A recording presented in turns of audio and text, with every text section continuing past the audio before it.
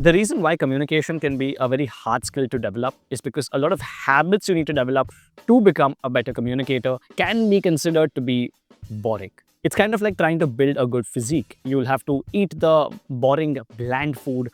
You'll have to have the same boring routine unless you really like to work out. But there is a sense of monotony that can come about in trying to achieve a goal.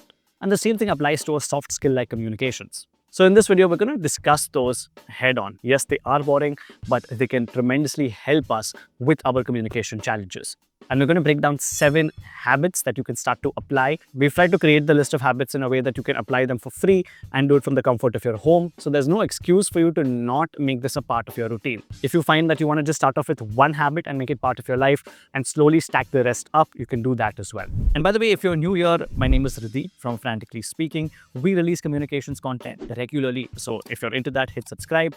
And if you want to take your communications learning to the next level, you can click the link in the description to check out our courses and see if we can work together. Okay, the first habit is something that I used to do a lot of, and a lot of people in my house used to think I'm crazy, but it really helped me to start my journey into this space.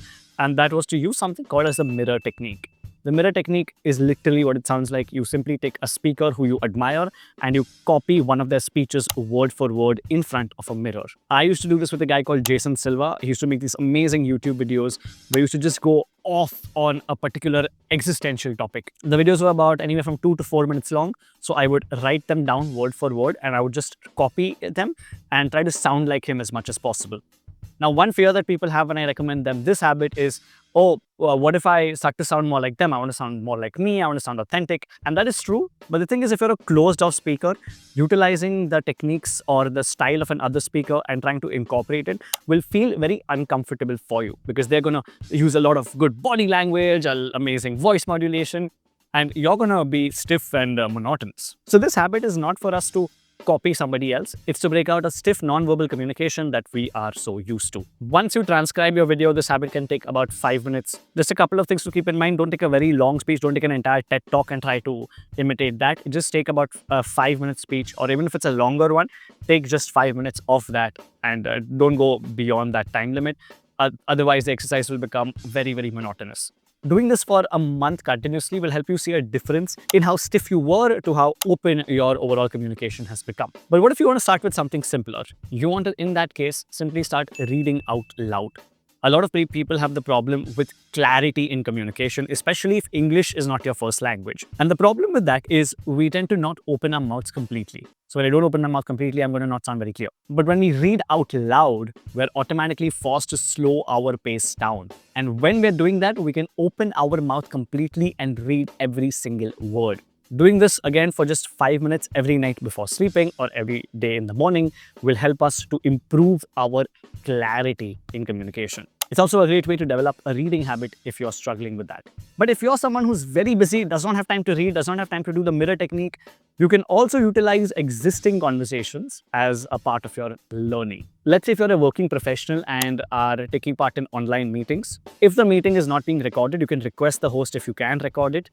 And once you're done with the meeting, just play it back for yourself to the parts where you are communicating. Now, you can do this just once every week, but the more you do this, the better it will be because it will help you see in real time how you communicate and what you need to do better. This is also known as the feedback loop. It's something that we recommend all of our students to do as well because it helps you to actually understand what techniques are you not applying and what areas of communication are you struggling with the most, which you might not have realized as well. But let's say if you're on vacation, there are some things you can do while traveling as well to keep your communication learning ongoing. And that is to watch speeches on mute. Watching a speech in general is not boring, but watching it on mute can get boring very quickly. But we do this to isolate the entire body language component. You'll be able to see why a person is looking nervous, why are they looking confident, and hence are able to apply it into your own life in a much easier manner. For example, as this talk, the person is ironically talking about communication skills, but if you watch the talk on mute, you'll notice he's constantly pacing about, which is making him come across as a lot more anxious than he should be.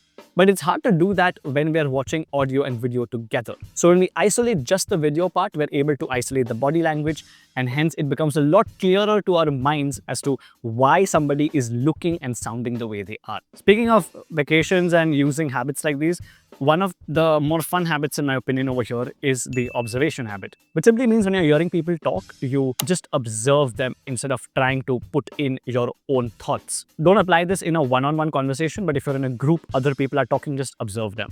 What you want to try and do is understand why are certain conversations becoming interesting, whereas others are becoming dull and boring. I'll give you an example. When I was traveling earlier this year, I met my friend and he introduced me to his group of friends. And there are these two girls over there meeting for the first time. One of them was shifting to another country for her work. Now, the girl who was shifting, her name is Anushka. The girl she met, her name was Neha. So Neha is getting to know Anushka and she finds out that, okay, she's going to be shifting countries for her job. Now, if I was in Neha's place and I found out that somebody's shifting, I would ask them the natural question of, oh, why are you shifting? Is your job making you switch or what's the scene? But Neha did something a lot simpler, which was a lot more interesting.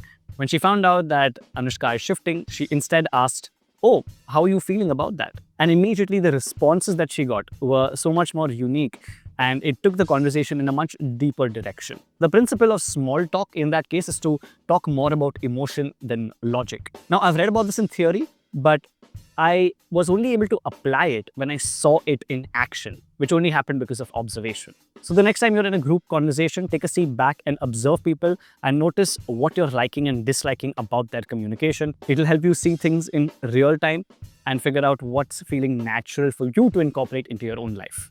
Now, beyond small talk and body language and feedback loops, one thing that we get asked very often is how do I build my vocabulary, which is one of the boring habits that we want to incorporate. The easiest way that I have found to expand my vocabulary is not to read a lot of books or dictionaries. It's to simply take one word per day and incorporate it into one conversation. How do you find that one word? There can be three things. If you're reading books or articles, you can pick one word from there that you do not know the meaning of, or a word that you might know the meaning of, but you're not applying very often. Second is in conversation, if you hear somebody use a word that you like, that you don't know the meaning of, or you don't use very often, it can be that. Or you can simply go to ChatGPT with this prompt. I'm trying to expand my vocabulary. I need one word which would be relevant in dash industry. Insert whatever industry you're a part of. And if it's something more general, you can ask for that as well. Hey, I want a new word for workplace communication or whatever. Once you get that word, you want to make a note of it on your phone along with the meaning of the word.